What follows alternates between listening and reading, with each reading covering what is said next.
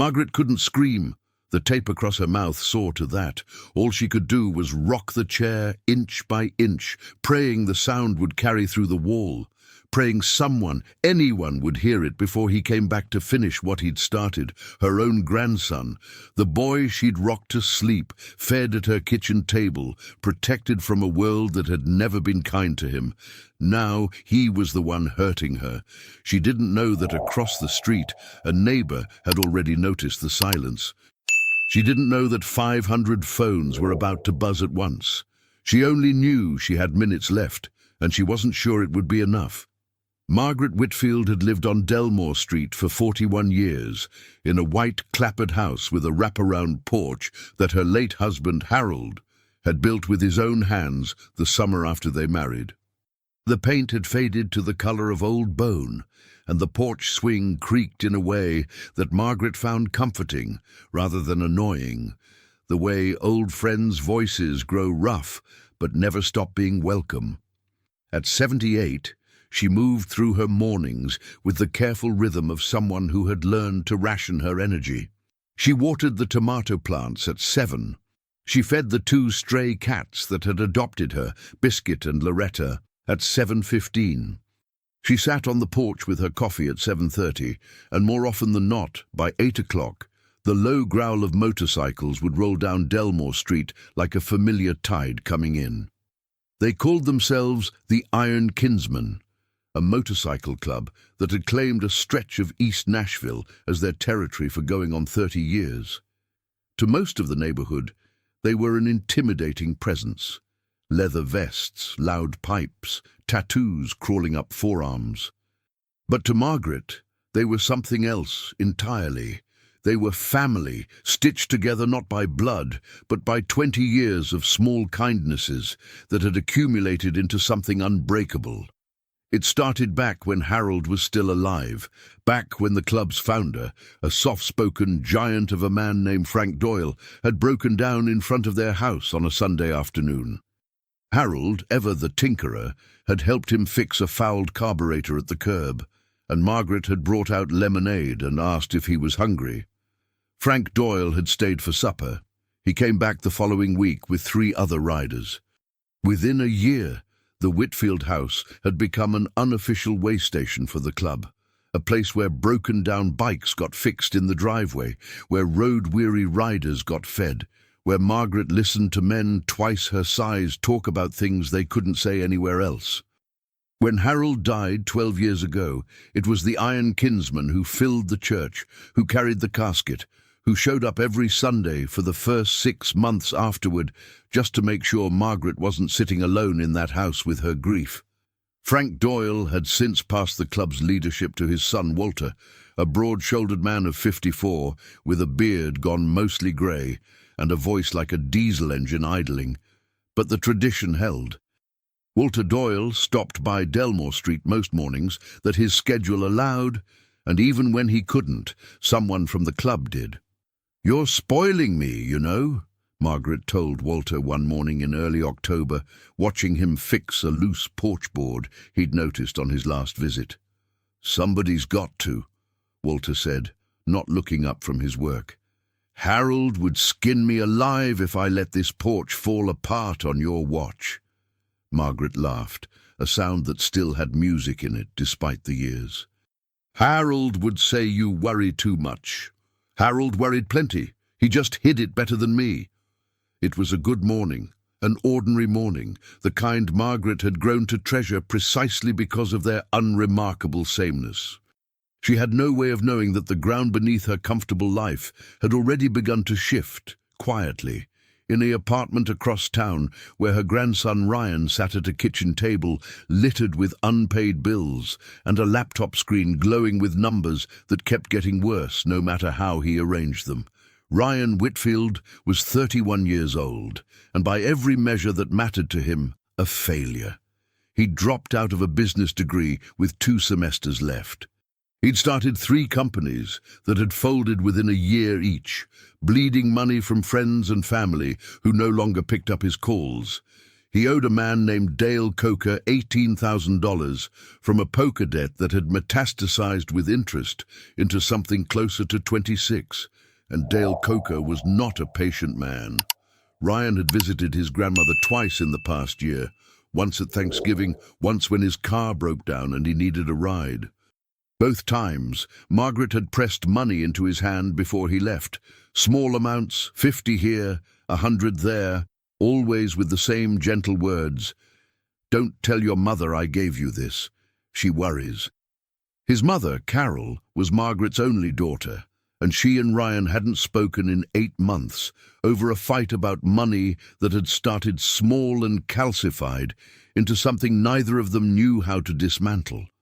Margaret had become, without either of them quite realizing it, the last open channel between two people who loved each other and couldn't stand to be in the same room.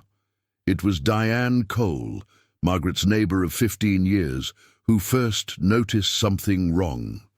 Diane worked from home, a graphic designer with a large front window that looked directly across at the Whitfield house, and she had developed over the years an unconscious awareness of Margaret's rhythms. The porch swing at 7:30, the newspaper collected at 8, the kitchen light that came on for dinner at 6. On a Tuesday in late October, Diane noticed the newspaper still lying on the porch steps at noon. She told herself it was nothing. Margaret might have slept in, might have a doctor's appointment she'd forgotten about. But by 2 in the afternoon, with the porch light still off and no sign of movement, a small, cold thread of worry had worked its way into Diane's chest. She walked across the street and knocked. No answer. She knocked again, harder, and pressed her ear to the door, and that was when she heard it, a muffled, rhythmic thumping, like someone striking a wall with something soft, over and over, desperate and irregular. Diane's hands were shaking as she pulled out her phone and dialed 911, but even as the dispatcher asked her questions, some instinct, the kind that comes from 15 years of Sunday mornings watching motorcycles roll down the street, made her open a second line and call another number too. Walter Doyle was in his garage when his phone rang, elbow deep in the engine of his own bike. He didn't recognize the number, but something told him to answer it anyway. "Walter, it's Diane, Margaret's neighbor," the voice said, tight with fear. "Something's wrong at her house. I hear something inside, but nobody's answering, and I already called the police, but—" Walter didn't wait for her to finish. He was already moving, phone wedged between his shoulder and ear, keys in hand. "How long ago did you call them?" 2 minutes, maybe 3. "Text me the address again just to be sure. I'm coming." "And Diane," he paused at the garage door, some instinct sharpening his voice. "Call it in as an emergency. Tell them it's urgent. I'm making calls too." He hung up and immediately opened the club's group chat, a thread with over 500 members that spanned not just the Iron Kinsmen, but 3 affiliated chapters across Tennessee and Kentucky, brothers and sisters who had ridden with Frank Doyle, who remembered Margaret's lemonade, who had eaten her cooking at more Christmas parties than they could count. Margaret's in trouble. Something's wrong at the house. Need everyone who can ride? Ride now. He hit send and swung his leg over his bike, and behind him, in garages and driveways and gas stations across Nashville, phones began buzzing in pockets and engines began to turn over. 3 days earlier, Ryan Whitfield had driven to Delmore Street with a plan he told himself wasn't really a plan, more of a possibility he was keeping open, the way you might keep a door unlocked without deciding to walk through it. He arrived on a Saturday afternoon, and Margaret, delighted as always to see him, made him a pot roast and asked about his life with the patient interest of a grandmother who had decided long ago never to let disappointment show on her face. Ryan told her about a new business opportunity, a logistics startup that just needed a little bridge funding, and watched her expression soften with the particular hope she always carried for him. A hope he had learned to weaponize without quite admitting to himself that was what he was doing. "How much do you need, honey?" "I couldn't ask you for that, Grandma. It's a lot. 20,000. Margaret was quiet for a long moment. her hands folded on the kitchen table. $20,000 was more than a third of what remained in the small nest egg Harold had left her. Money she'd always intended to keep for medical expenses, for the day she might need assisted living, for the quiet dignity of not being a burden to anyone. "I don't have that kind of cash sitting around, sweetheart. Most of what I have is tied up." She patted his hand. "But let me think about it. Maybe I could do some of it." It wasn't the answer Ryan wanted, and something in him, some part he didn't examine too closely, noted the way she'd said "tied up," the way her eyes had flicked, almost involuntarily, toward the small writing desk in the corner of the living room where she kept a metal lockbox with her important papers. He stayed the night, as he sometimes did, and around 2 in the morning, unable to sleep, weighed down by the specific terror of owing Dale Coker money he didn't have, he crept downstairs and opened the lockbox with a paperclip and 11 minutes of patient, sweating effort. Inside, he found what he was looking for: bank statements showing an account with just over $60,000, the deed to the house, worth considerably more now than when Harold had built it, and a will, drafted 8 years ago, updated after Harold's death. That left everything to Carol, and in the event Carol predeceased her mother, to Ryan. He photographed the documents with his phone, replaced everything exactly as he'd found it, and drove home before sunrise, telling himself he was just gathering information, just being prepared, just in case. But a plan that starts as just in case has a way of curdling into intention when desperation applies enough pressure, and by Monday, with Dale Coker's second warning call still ringing in his ears, a call that had included, for the first time, an unmistakable threat about what happened to people who didn't pay, Ryan had stopped pretending to himself that he was simply gathering information. He drove back to Delmore Street on Tuesday morning, timing his arrival for after Walter Doyle's usual visit, after the porch swing hour, in the dead quiet stretch between 9 and 11, when the street was empty and Margaret was typically alone doing crossword puzzles in her recliner. Margaret answered the door with genuine happiness at seeing him twice in 1 week, a small, treacherous joy that made what happened next feel, even to Ryan, like something monstrous. "I need you to sign something for me, Grandma." "Sign what, honey?" He'd printed the papers the night before, a power of attorney document he'd found a template for online, formatted to look official, granting him authority over her financial accounts. He'd rehearsed the explanation in the car. It was just a precaution, in case anything happened to her, so he could help manage things, so she wouldn't have to worry. Margaret read the document slowly, the way she read everything, her reading glasses perched on the end of her nose, and something in her expression shifted from confusion to a dawning, careful wariness that Ryan hadn't anticipated. "This gives you control of my bank accounts, Ryan. Why would I sign this?" "It's just in case, Grandma. You're getting older, and I want to be able to help. I have a lawyer for that. Mr. Paget has handled everything for 30 years. If I ever need help managing things, he'll help me set it up properly." She set the papers down on the coffee table, her voice gentle but firm in a way that Ryan recognized from childhood, the voice she'd used when he was 7 and had tried to convince her that his sister had eaten the last cookie.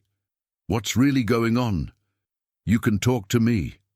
And that was the moment, Ryan would think much later, staring at the ceiling of a jail cell, when everything could have gone differently.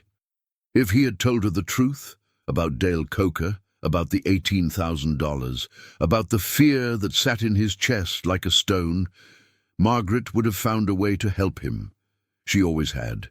She would have been disappointed. She would have insisted on involving his mother, but she would have helped because that was who she was. Instead, something in Ryan broke in a different direction. The shame of confession felt in that moment more unbearable than any other option, and desperation has a way of making the unthinkable feel merely difficult.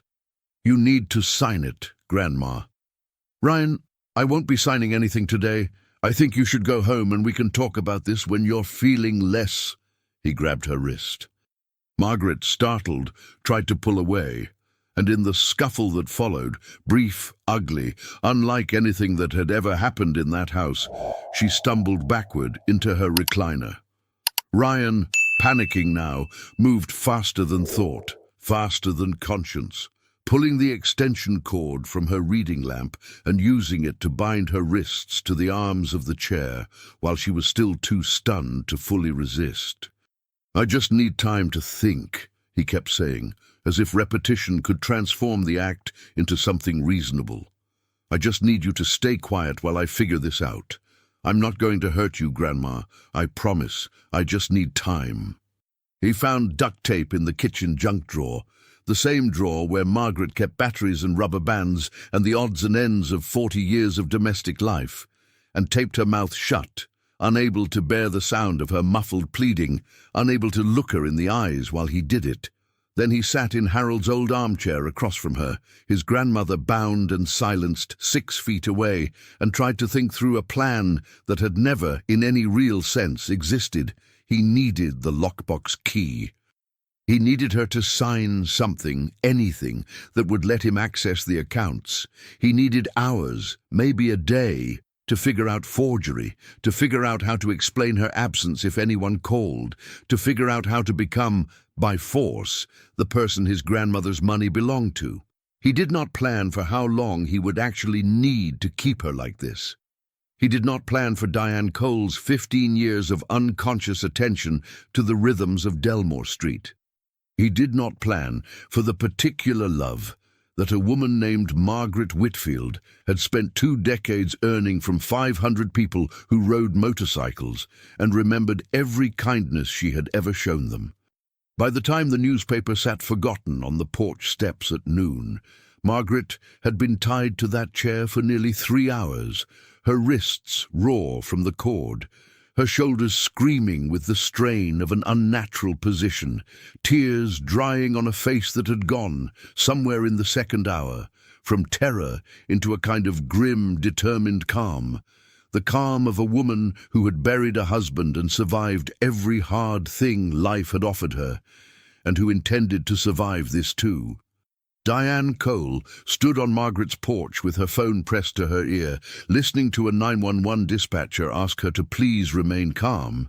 An officer was being dispatched. Could she describe what she was hearing? It's like thumping, rhythmic thumping, like someone hitting something. I think someone's in there and they can't call out. Please, hurry. Inside, 20 feet away, and separated by a wall that felt to Margaret like the width of an ocean, she had been working for the better part of an hour on the only plan available to her, rocking the recliner, inch by inch, until its wooden feet struck the wall behind it, a dull, repeating thud that she prayed someone, somewhere, would hear and understand as a call for help rather than dismiss as nothing at all. Ryan had left 20 minutes earlier, a fact that had briefly filled Margaret with relief until she understood he'd gone to find a locksmith, someone who could open the lockbox without the key, someone who wouldn't ask too many questions about why. He'd left her bound, certain that a woman her age couldn't free herself, certain that the house's relative isolation on a quiet street would keep his secret safe for the hours he needed. He had not counted on Diane Cole's 15 years of watching. He had not counted on the particular attentiveness of a woman who had, without ever articulating it to herself, decided long ago that Margaret Whitfield's well-being was something worth paying attention to. The police dispatcher's estimated response time was 8 minutes. Walter Doyle, driving faster than any speed limit permitted, arrived in 6. He didn't wait for backup. He didn't wait for anything. He took the porch steps 2 at a time, tried the door, locked, and without hesitation put his shoulder into it with the accumulated force of 30 years of physical labor. The door frame splintered on the second hit. What he found inside would stay with him for the rest of his life. Margaret, 78 years old, bound to her own recliner with an extension cord, her mouth taped shut, tears streaming silently down a face that broke the instant she saw him, into something between relief and grief, so profound it seemed to physically shake her small frame. "Margaret, Margaret, I've got you." Walter was on his knees in front of her instantly, his big hands surprisingly gentle as he worked the tape free from her mouth, careful not to hurt the delicate skin beneath. "Who did this? Are you hurt? Can you breathe okay?" Margaret gasped, her first full breath in hours, and the words that came out were not what Walter expected. "Ryan! It was Ryan! He's coming back, Walter. He's coming back with someone to open my lockbox. Please, you have to—" "Nobody's touching that lockbox," Walter said, already working the cord free from her wrists, his jaw set in a way that Diane, standing horrified in the doorway, had never seen on him before. "Nobody's touching you either. Not ever again." Outside, the sound that Margaret would later describe as the most beautiful thing she'd ever heard was beginning to build. First a distant rumble, then a chorus, then something that shook the windows of every house on Delmore Street. Motorcycles, dozens of them, then dozens more, converging from every direction as the word spread through a network built over 30 years of loyalty. Margaret's in trouble. They came from garages in East Nashville and gas stations on the highway. They came from a diner in Madison where 6 members had been having breakfast when the message hit their phones, abandoning half-eaten plates without a second thought. They came from as far as Clarksville, 40 minutes away, riding at speeds that would have gotten any of them arrested on an ordinary day, because this was not an ordinary day. By the time the police cruiser arrived, 6 minutes behind Walter, exactly as promised, Delmore Street was already filling with motorcycles, parked in careful rows along both sides of the road, their riders standing in grim, watchful clusters, forming without any explicit coordination a kind of human wall around the Whitfield property. Officer Rene Castellano, first on scene, took in the sight with wide eyes, easily 100 bikers already with more arriving every minute, and had a brief, understandable moment of concern about what she was walking into before Walter Doyle met her at the porch steps with his hands visible and his voice controlled. "Officer, I'm Walter Doyle. I called this in along with the neighbor. There's a woman inside, 78 years old. She was tied up and gagged. Her grandson did this, Ryan Whitfield. He left about 25 minutes ago to find someone to break into her lockbox, and he said he's coming back.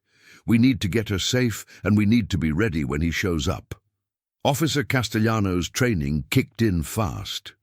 She called for backup, called for paramedics, and moved past Walter into the house, where she found Margaret Whitfield sitting upright now, freed from her bindings, Diane Cole kneeling beside her holding both her hands, and a small army of leather-clad strangers hovering protectively in the doorway, like they were prepared to physically block anyone who meant her harm.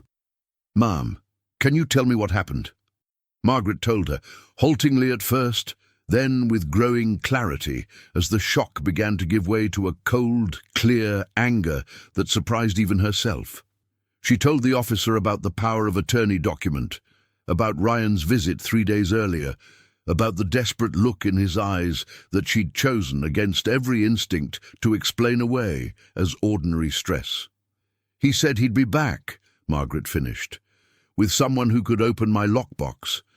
Officer Castellano exchanged a look with the second officer who had just arrived and made a decision that would later be discussed, with some admiration, at the precinct.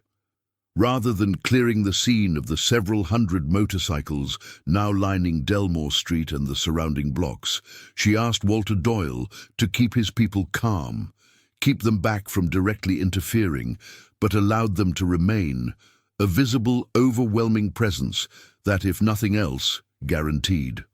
Ryan Whitfield would have no possible way to approach that house undetected.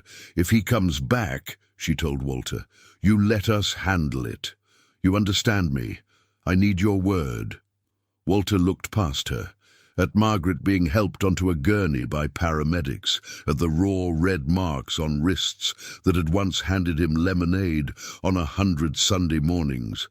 and something in his chest tightened with a rage he had not felt in years. "You have my word, officer." But he's not. Getting near her again, not while I'm breathing. Ryan Whitfield turned onto Delmore Street at 1:47 in the afternoon, a locksmith named Curtis Beeler in the passenger seat of his car. $100 already paid for a job Curtis had been told was for helping my grandmother who lost her key, and stopped dead, foot hovering over the brake at the sight in front of him. The street was a solid wall of motorcycles and leather, hundreds of them, more than he could count, flanking a house he'd left less than 2 hours ago, believing it would remain hidden, private, controllable. Police lights strobed blue and red against the October afternoon. An ambulance sat with its back doors open near the curb. For a long, frozen moment, Ryan simply stared, his mind refusing to process the scale of what had happened, refusing to understand how word could have spread so fast, how so many people could have converged so completely. Curtis Beeler, sensing something deeply wrong, was already reaching for his door handle. "Man, I don't know what this is, but I'm not part of it," Curtis said, already halfway out of the car. "Whatever's going on here, count me out." Ryan barely heard him. His eyes had found Walter Doyle, standing at the front of the crowd with his arms crossed, watching Ryan's car with an expression that made something in Ryan's stomach turn to ice. Behind Walter, on the porch, wrapped in a blanket despite the mild afternoon, sat Margaret, alive, upright, being tended to by a paramedic, but unmistakably, devastatingly aware, her eyes finding Ryan's through the windshield, with a look that contained no anger he could see, only a grief so total it was almost worse than rage. He thought absurdly about reversing the car, about driving away and never coming back, about disappearing into some other life where none of this had happened. But 2 police cruisers had already positioned themselves at either end of the street, and Officer Castellano was walking toward his car with the unhurried, deliberate pace of someone who had already won. "Ryan Whitfield," she said, once she'd reached his window, "I need you to step out of the vehicle." He complied. What else was there to do? And the walk from his car to the police cruiser felt to Ryan like the longest walk of his life, made worse by the silence of 500 motorcyclists who did not shout, did not surge forward, did not need to. They simply watched, a wall of witnesses, their silence more damning than any words could have been. As Officer Castellano read him his rights, Ryan caught one more glimpse of his grandmother's face, and in that glimpse he understood, with a clarity that would haunt him for years, the full weight of what he had traded away. Not just her trust, not just her love. He had traded away the version of himself who deserved either. "Grandma, I'm sorry," he called out, the words breaking somewhere in his throat. "I'm so sorry, I never meant—" Margaret did not answer. She simply looked at him, and then looked away, toward Walter Doyle, who had climbed the porch steps to stand beside her, and toward Diane Cole, who still held her hand, and toward the sea of leather and steel that filled her street from end to end. The family that had shown up in minutes when her own blood had failed her in the cruelest way imaginable. Curtis Beeler, questioned separately, confirmed everything. The $100, the explanation about a lost key, his growing unease when Ryan had specifically asked whether the locksmith's tools could open a metal lockbox without leaving marks. It was enough, combined with Margaret's account and the physical evidence of the extension cord and duct tape still in the house, to charge Ryan with kidnapping, unlawful restraint, and attempted financial exploitation of an elderly person. Charges that, given Tennessee's sentencing guidelines for crimes against vulnerable adults, carried the possibility of significant prison time. As paramedics finished checking Margaret's vitals, her blood pressure elevated but stable, no injuries beyond the raw skin at her wrists and the deep bone tiredness of trauma, Walter crouched beside her chair, his voice low, meant only for her. "You're safe now." You hear me? You're safe." "I know," Margaret said, and to Walter's surprise, there was something steady returning to her voice, some core of resilience reasserting itself even in the midst of the wreckage. "I know I'm safe. I've known it since the moment your shoulder hit that door." She looked out at the street, at the hundreds of faces she recognized, some from decades of Sunday visits, some she was meeting properly for the first time, despite them having ridden 2 hours to get here, and something in her chest, alongside the grief and the shock, began to fill with a different feeling entirely, something like wonder. "Walter," she said quietly, "how did all these people know to come?" "Because you're one of ours, Margaret," Walter said simply. "You've been one of ours for 20 years. When family's in trouble, family shows up. Doesn't matter if it takes 2 minutes or 2 hours, we show up." 3 weeks later, Margaret Whitfield sat on her porch swing in the late afternoon light, a blanket over her knees despite the mild November weather, watching Walter Doyle replace the extension cord she'd insisted, against his objections, on keeping as a reminder rather than throwing away. "You don't have to look at that thing every day," Walter said, coiling the old cord and setting it aside for her, though he understood, in the way he understood most things about grief and healing, that she needed this, needed to hold the evidence of what had happened rather than pretend it away. "I'm not looking at it to punish myself," Margaret said. "I'm looking at it because it reminds me what I survived, and who saved me." She reached out and patted his weathered hand, the same gesture she'd used with him for 20 years, ordinary and enormous all at once. "There's a difference, Walter." The court proceedings had moved quickly once the district attorney's office understood the full picture. The forged power of attorney document Ryan had prepared, the photographs found on his phone of the lockbox contents, Curtis Beeler's corroborating testimony, and Margaret's own composed, devastating account of the hours she'd spent bound to her own chair. Ryan had accepted a plea deal rather than risk trial. 8 years, with the possibility of parole after 5, contingent on completion of a financial counseling and anger management program that the judge, in a moment of unexpected mercy, had insisted upon as a condition of any future release.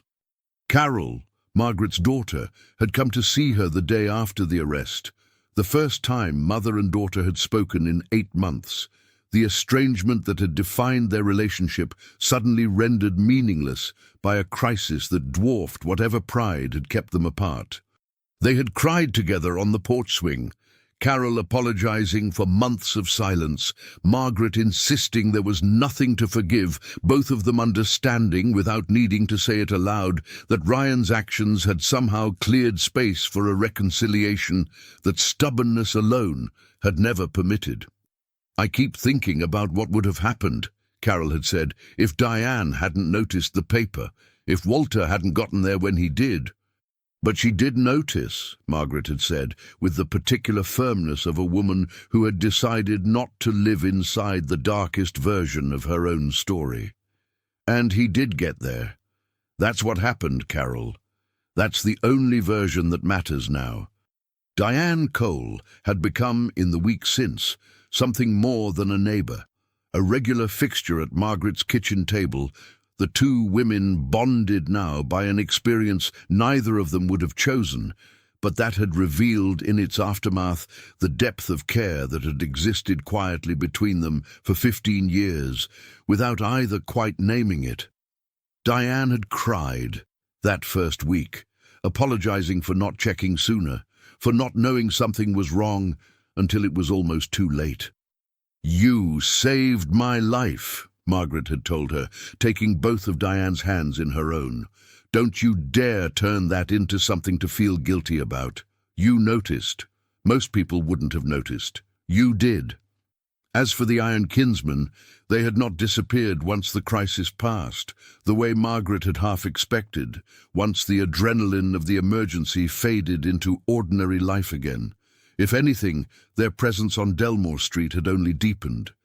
Walter came by most mornings, as always, but now he was joined, on rotating days, by other members of the club. Thomas Halloran, the youngest among them, who had taken to fixing small things around Margaret's house without being asked, replacing a leaky faucet, oiling a squeaky hinge, treating the tasks with the quiet devotion of someone repaying a debt he felt he owed, though Margaret had never asked anything of him at all. "You know," Margaret said to Walter on that November afternoon, watching the sun begin its slow descent behind the rooftops of Delmore Street, "Harold always used to say that family isn't about the blood you're born with. It's about who shows up. Smart man, your Harold." He was. Margaret was quiet for a moment, her eyes tracking a pair of motorcycles turning onto the street. Thomas Halloran and another young rider named Samuel, arriving for their Thursday check-in, right on schedule. "I used to think that was just something people said to make themselves feel better about the families they didn't have. But I don't think that anymore." "What do you think now?" Margaret watched the motorcycles pull into her driveway, watched Thomas swing off his bike with the easy energy of youth, already calling out a greeting, already asking if the porch step needed fixing yet. "I think it's just true," she said. "I think it was always true. I just needed 500 people to prove it to me." Walter smiled, the expression softening a face that carried 30 years of hard roads and harder losses, and settled into the chair beside her. Harold's old chair, the one Walter had quietly started using without either of them ever discussing it, as though some unspoken agreement had decided this was now his place too. 501, he said. "Don't forget yourself in that count, Margaret. You're the reason any of us showed up at all." The porch swing creaked, familiar and steady, as the last light of the November afternoon settled gold and warm over Delmore Street, over a house that had survived its worst morning, over a woman who had learned, in the cruelest possible way, the true measure of the family she had spent 20 years building without ever quite realizing she was building it, and over the sound, distant but growing closer, of more engines coming down the road, right on time, exactly as they always had been.